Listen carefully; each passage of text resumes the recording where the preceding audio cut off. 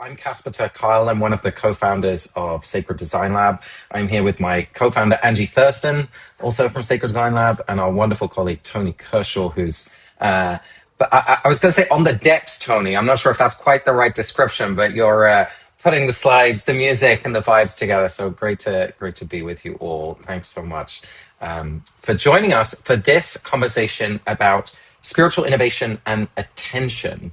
And I'm just absolutely delighted that we're going to be joined by Kaira Jewel Lingo in just a moment. But before we dive into that conversation, I just want to remind you all, if you haven't yet had a chance to check out spiritualinnovation.org.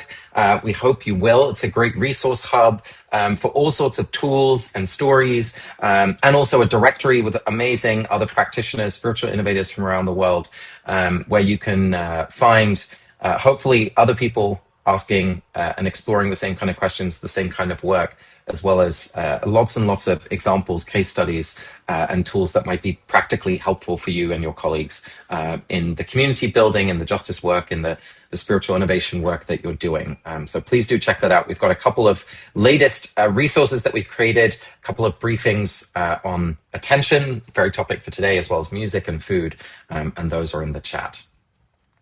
But for today's conversation, I'm so delighted that we have Kaira Jewel Lingo, who is a senior Dharma teacher in the Plum Village Zen lineage. She is a beloved teacher to many. She is the co-author of Healing Our Way Home, Black Buddhist Teachings on Ancestors' Joy and Liberation. And before that wrote, We Were Made for These Times. I hope that's still true, Kaira Jewel. I'm not sure if I am, to be honest. This week really tested me. But she has an amazing story that we're going to dive into in just a moment. She was born into an interracial family within a residential Christian community that was focused on voluntary simplicity and service to the poor and the marginalized. And she grew up in this incredible repurposed old insurance building in Chicago with several hundred other people with spiritual practice at the very heart of collective life. So I think, Kaira Jewel, you would wake up at 5:30 a.m. as a little kid and each day go to the daily office of prayer at 6 a.m. And you've lived a storied life. You went on to study at Stanford University. You've studied yoga, meditation. You joined Thich Nhat Hanh's Plum Village community in 1997 and lived for many years as a nun in that community, and have gone on to lead both communities and teach mindfulness, meditation, many other practices, both at the heart of community life and justice movements. And so you know a thing or two about cultivating a life of attention. And that really is our theme for today. And so I wonder if you could just, tell us a little bit about how cultivating attention has kind of been a thread in your life, both as a practitioner and as a professional, I guess. Yeah, well, thank you for having me and for that lovely introduction, and just a warm greeting to all of you. Also, just really excited to be with you today. I'll go back to the very naming. My mom chose my name, and Kaira is from the Greek word kairos, which has to do with attention somehow, because it's in contrast to chronos, chronological time, historical time. Kairos is outside of time, is this fullness of the present moment. And when I met Thich Nhat Hanh and started practicing mindfulness, which was all about attention to the present moment, I was like, how did they know to give me this name? So, there was, the community I was a part of was really going against the stream in terms of mainstream culture. And I think that is a practice of attention, to notice how is society going that we don't want to go that way. And so what are the things we're going to pay attention to instead, right? And then, that really was a kind of launching for me. I mean, it formed me so that I was really looking for a spiritual community when we left that community when I was 14.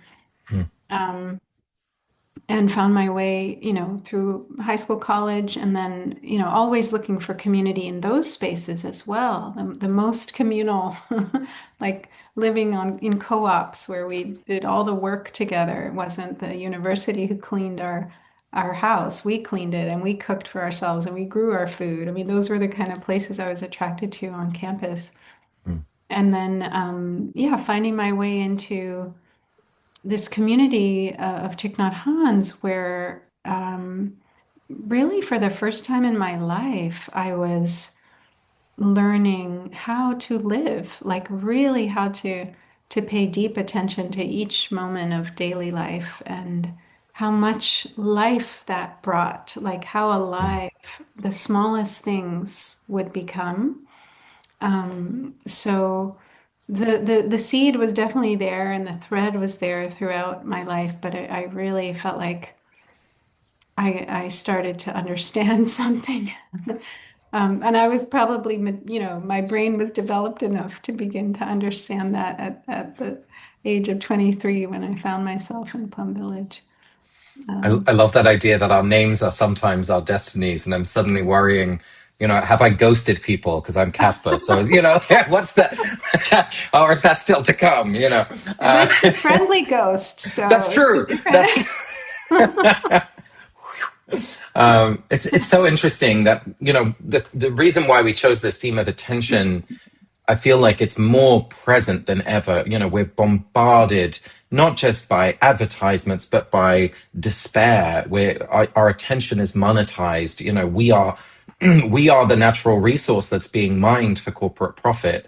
And so where we place our attention is not just one of a question of personal well-being, but also of kind of social justice, of really the reality that we create together. And I feel like one of the jobs for religious communities, for spiritual teachers, for community leaders at this point is to help us cultivate the discipline of attention so that we're able to be choiceful about where to place our attention. We had a little conversation just a few weeks ago where you talked about human-fracking.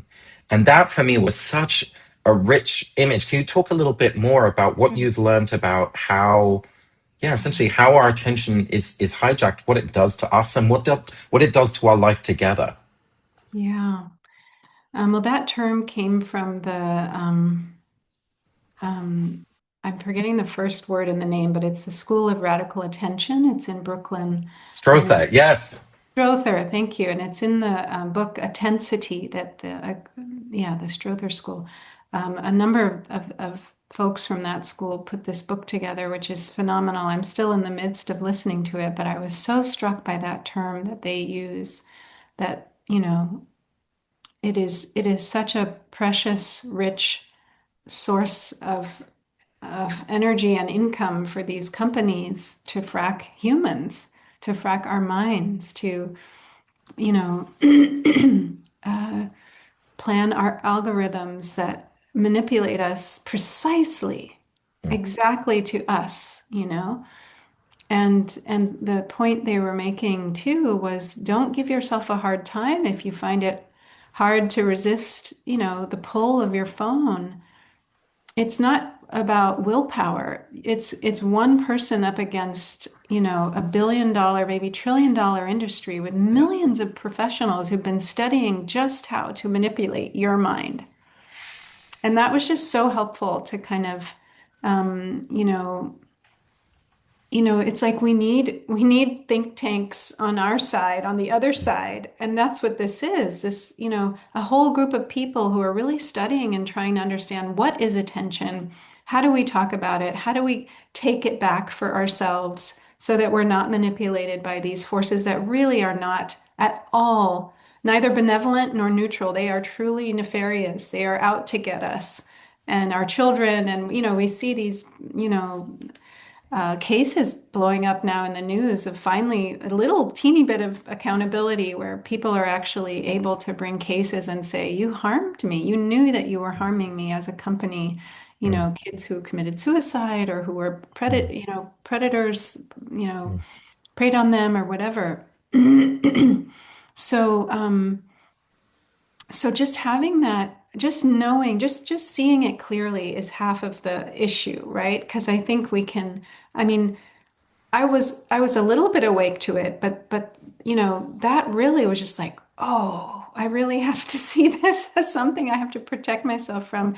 And it's not that that's, super new. Like, even I think my teacher, Thich Nhat Hanh, was very aware of this, even Mm, as, we would lead days of mindfulness in Google, and, mm, big tech people were reaching out to him for kind of spiritual guidance when he was mm, alive. And there's still a connection with the monastics now, but even then, he was so, when Facebook first came out, he was like, we have to be very, very careful how we engage with these tools. And he, um, you know, in the monastery, it was like you only had your individual email if that was just, it was the very mm.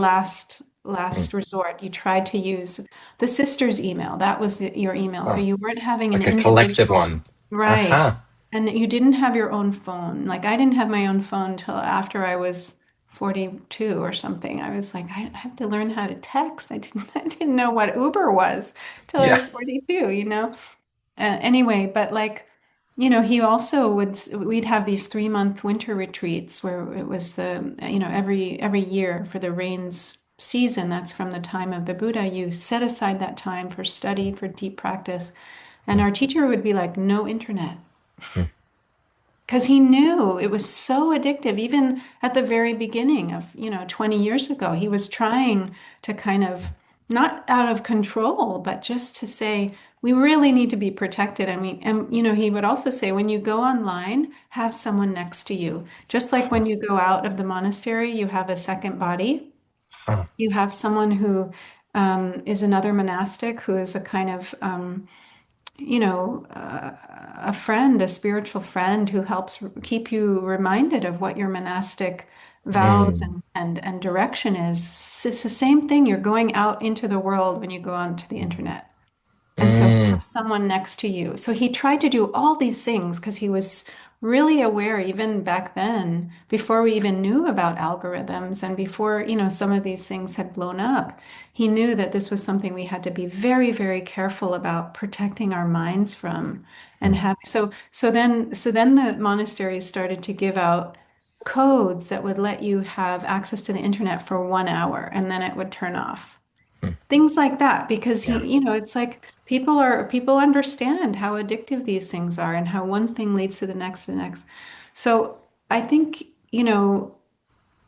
if we see that these systems are set up to prey on us, we Mm, relate to them already very differently. Like, mm, just one example, I have a friend who says no matter whatever pops up in her social media, she never presses it because mm, that teaches the system that I'm mm, manipulable in that way and that you can tell me what I should look at. So she mm, never takes a suggestion from them what mm. to press. And I find that, like, just that is, you have to be so awake to Aware. notice Mhm. that, right? I love this theme though of thinking about, okay, how can we inherit some of the traditions, like going out into the world with a buddy, Mm. and then thinking about, oh, I wonder what it'd be like to share an email address or have like a digital buddy. In that sense, I'm thinking of an aunt and uncle of mine who share an email address and share a Facebook account, which usually drives me crazy because I don't know who I'm writing to or with. But actually, now I see that they are, Zen practitioners in a long lineage. It's great. I know that you were thinking about addiction in a different way, Kaira Jewel, in the community, and that you developed a little practice, something that we might do together on this conversation together here. And I wonder if you tell us about that particular story and then lead us in a little practice together. Sure, sure. So, in our summer retreats in all of our monasteries, so there are many 10, 11, 12 monasteries around the world in the Plum Village tradition. And there's a tradition of having families come. And so we have a children's program, a teens program, young adults. So I was often doing, children or teens program. And this one summer in France, one of the fathers brought his teenage children, and he had given up smoking. He had been Mm, a heavy smoker, mm, and in Europe, a lot of the kids smoke. It's very common, much more than here, and it's much more public. Like, you can smoke out in public a little more easily than here. And so he wanted to offer a smoking meditation to the teens. Now, we couldn't offer it on monastery grounds, but we had a neighbor who was happy to lend us their little land for us to do this on. So we went over just with the kids who were already smokers, and they brought their cigarettes. We didn't provide cigarettes for them. And he led them in a meditation where he said, um, so it was super free of judgment. It was like, let's just bring Mm, mindfulness to this addiction. And so he had them bring out their cigarettes and just hold them and notice what their body's response to that was. And then just really slow it all down and pay attention. And then pick up a cigarette and very slowly light it and really pay attention to the first sensations of the first puff. And when they just mm, mindfully smoked that cigarette and he was just guiding them through it, and then then we had a discussion, and it was so profound how many of the kids said that the very first inhalation of smoke was unpleasant, mm. that it burned the back of their Oh, throat, that it tasted bad. But because they were addicted by the next two or three mm, puffs, then it was comforting or they enjoyed it, whatever. And we mm, did another round where he asked them to share how did they start smoking. And almost to a T, all of them said it was after some loss, some mm, rejection, some, deep experience of suffering. Just one girl said it was because she wanted to be closer to her dad. So that was instructive. So mm, we weren't teaching anything. We were just holding space for them to just mm, know more about their experience. mm. So that was the inspiration for a phone meditation. You could argue how similar those things are to our health. Let's see, but Yeah, exactly. but let's try it if yeah, in Yeah, other words, trauma, someone says. Yeah, but let's try it if you're up for it. I'd love to. Okay. This will just be 5 minutes. And so if you have your phone nearby, then you can bring it into this setup here. Wow, even just picking it up, my temptation is already to. Okay, but so, maybe don't pick it up actually. Just have Mm, it near you because the invitation is just to notice what happens in your body and your mind as you mm, kind of come into your body, come into your breath. What happens just with the idea of a phone meditation? Is there curiosity, resistance, amusement, tension? There's no need to change anything, but just to notice.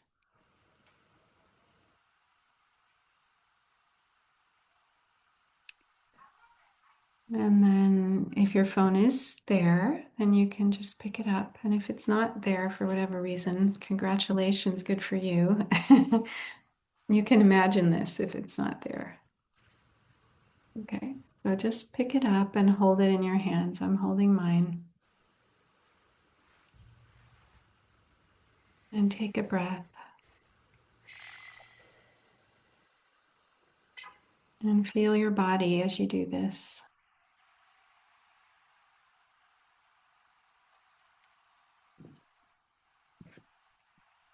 So notice the physical sensations of holding your phone, the shape, the edges,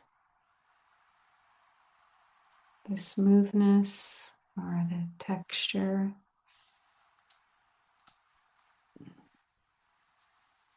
the weight of it in your hand.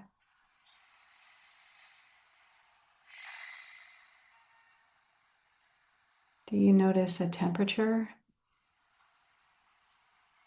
Maybe cool, maybe warm or room temperature. And just let your attention explore as if you're encountering this object for the first time.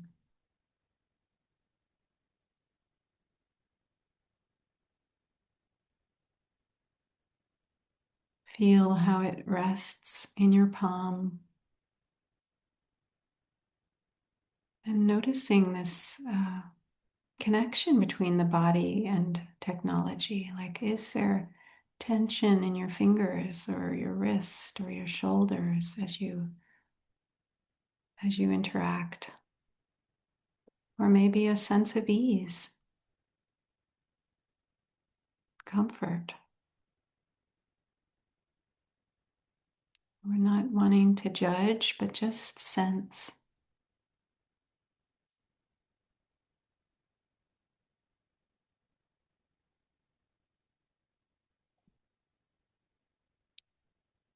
And now notice, are there any urges arising?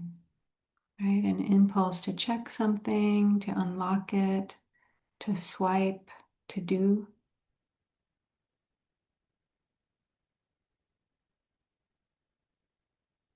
And see if you can slow things down enough to catch the beginning of an urge. Not acting on it, just noticing it forming like a small wave. And then returning to the breath.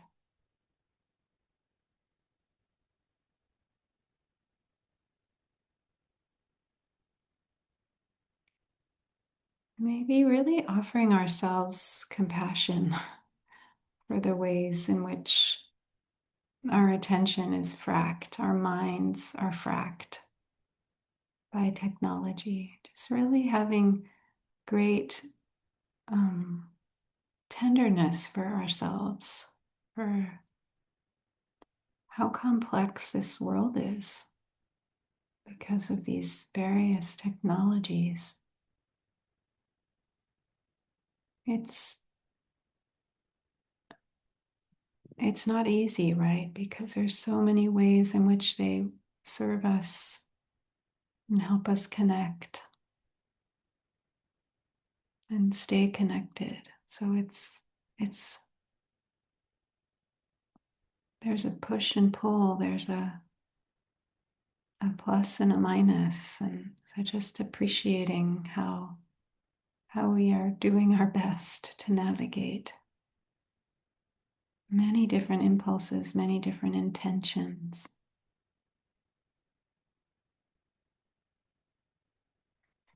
And now just gently look at your phone, but this time without any agenda, not as something to use or get something from. That's just seeing it, just noticing it visually, as if, again, you've never seen a phone before. The light reflecting off of the screen, shapes, colors. Let it be a simple object in awareness.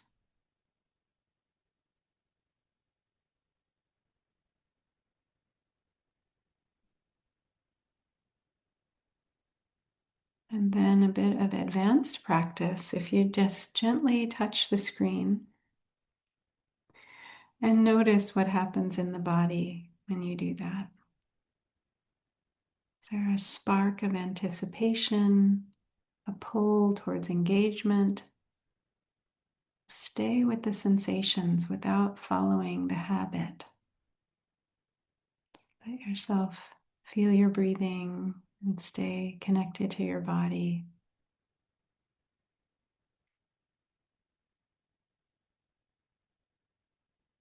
Just appreciating this object that connects us to so much and also really shapes our attention. It shapes our habits, how we live through our daily life. It shapes our energy, our nervous system. But in this moment, you have a bit of space between you and the pull. You're relating to it with awareness.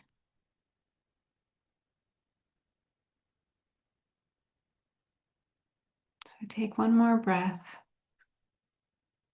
Feel your body, feel your hands, and you can place your phone down. Not to escape from it, but maybe something you can have a different relationship with. Thank you. Wow. I'm curious if folks want to share in the chat Right? That was so interesting to you. Me too. I feel like you brought your name, that Kairos time. I had a full kind of flash back forward to like, wow, what if I was a child with this, right? Like a really young child. And then I was like, what if I'm looking at this on the day I die? Like I just like time just really Wow. stretched for me. That was amazing, Kaira Jewel. Mm. Wow. Super powerful.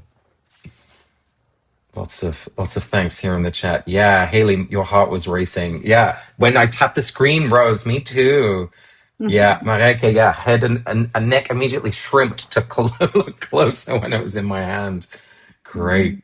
Fear can, yeah, great. Mm. Wow. Wow. Fabulous. Well, thank you for those reflections. Mm. We're going to talk much more about this, everyone, in just a little moment. We'll as we always do have some time in breakout groups, both to reflect on Kyra Jewel's teaching and conversation, and also about your own work, about how attention shows up. But before we step into that, Kyra Jewel, I want to ask you, kind of very tactically, as all of us think about the communities that we lead, the people's spiritual lives that we nourish in one way or another, how can we integrate practices that cultivate attention into those communities, into our lives together? Should we, stop watching the news? Should we, should we have a buddy as we go into digital space? Like, what? How do you think, kind of practically, about how we can build, yeah, some wisdom into how we navigate this together? Yeah. Beautiful question. And I think just starting with compassion for ourselves, for the Mm, complexity of this, where we're in a very thick forest here. And so just really appreciating that this is difficult and that there'll be, gains and then we'll be set back. And then, but I think, it's different for each of us. And I think maybe looking at where are the areas maybe that we want to be more free? Where are the areas where we get stuck? And mm, then what kind of things could help. But I do just like some really interesting things are, like basically 60% of Americans at least look at their phone within 15 minutes of waking up. Just to know that, and that we're right. Like, and that if, the sort of wisdom is if we can have the first hour of our day mm, not be on the phone, mm, that's really helpful. It kind of sets us up, for a little bit more. We mm. can relate to things a little differently. I notice I have a very different day when I'm like this first thing in the morning versus when I do other things to care for myself, whether it's get outside, walk my dog, take a shower, meditate, do some yoga or exercise, whatever. It's like my orientation to life is already a little vaster than just what's in the news cycle, what's this text, what's this email that needs a response. Like, so just noticing, like, if that resonates with you, like everyone's different, like I said, having some spaces that are phone free, like an hour after waking up, an hour before bed. I don't do that perfectly, but I notice it really makes Mm. an impact when I do. So I'm still figuring out how to build in that kind of structure for myself. But you know, we need collective support, absolutely. So I'm so grateful you picked up on the digital buddy. Like maybe, I've been talking to other Dharma teachers about a support group where we can really start to study. Like, I think we actually need to study this. We need to understand how it functions so we can get out of it. Like I read someone's Substack who I can try to find it and send it to you all, but he had this whole list. He gave himself a year to basically get off of all big tech. Yeah. And it was like, I'm gonna study what are the alternatives to Google Docs and all the Google products. And I'm like, wow, like that actually takes study, and then he did this whole month to get off of, this platform, and a whole month by looking for other things. That's the thing. It's like whenever you have an addiction, they say don't go cold turkey. It's usually, I Mm. mean, maybe that works, but you want to find something else, Right, right? You want to right. find another way to put that energy that you were putting into that addiction. So I think finding alternatives, and we need Mm. other people Mm. to be part of that journey with us. Yeah. It's very hard to do it alone because then we can find each other and we can, I gave this same meditation to the Buddhist students group at Yale just Mm. last week. And one of the questions from the students was, sometimes I'll be with all these friends and they're all on their phone and I want to interact, but I don't know Yeah. how to, Yeah. so you can see how much we need each other for the reinforcement of, hey, there's cafes where you give your phone in at the Right. entrance and it's a non-phone space, Right. so maybe we can create, maybe we have a party That's or a that's where my gathering. mind is going, because There you what I like go. to do is to host a Yeah. party, Kaira Jewel. And this Yeah. summer, I know there's this is happening in New York, but maybe elsewhere too. A self-styled Summer of Lud, inspired by the Luddite movement, and of course the Summer of Love. But so a Summer of Lud, and I think it's in June sometime. I put it in my calendar, and what I'm going to do is host a sleepover party with no phones, because it's one of those things that's always so fun. We just got some new carpet in our apartment, so people can, just get cozy. And I think, yeah, just being brave enough to invite to create those spaces for one another. And I love so much that you start with compassion for ourselves and compassion for one another, because it is, this is not just a question of personal choice. As you said, everything is being architected in a particular way. But I really love this invitation to think about both how to start our day and how to create kind of communal spaces where we give each other that freedom, that joy of actually being able to connect and experience in a deeper way without our tool, which can sometimes get in the way of being useful. So I want to give you a final word, Kaira Jewel, if there's anything you want to share before we transition into some reflection time and conversation. Yeah. Um, Maybe just to say, I'm I think we can learn to be a little bit more free with Mm, these spaces that are set to addict us, and that it's an immense energy output. It really is swimming against a stream, and we really need each other. yeah. We really need each other. Well, we are grateful to have you leading us, Kaira Jewel. And I know a few people said in the chat, I want to listen to that meditation again, and we'll clip that down and send it out, and we'll also have a recording of this whole session for everyone to check out. So fear not. And if you want to learn with Kaira Jewel more, there's a fabulous couple of retreats that Kaira Jewel is leading coming up soon that we can put in the chat as well, and we'll include in the email afterwards as well as her books, which are available. So Kaira Jewel, thank you so much for Thank being you. with us. Thank I'm you. And so thank you, grateful. everyone. Yeah. Take care.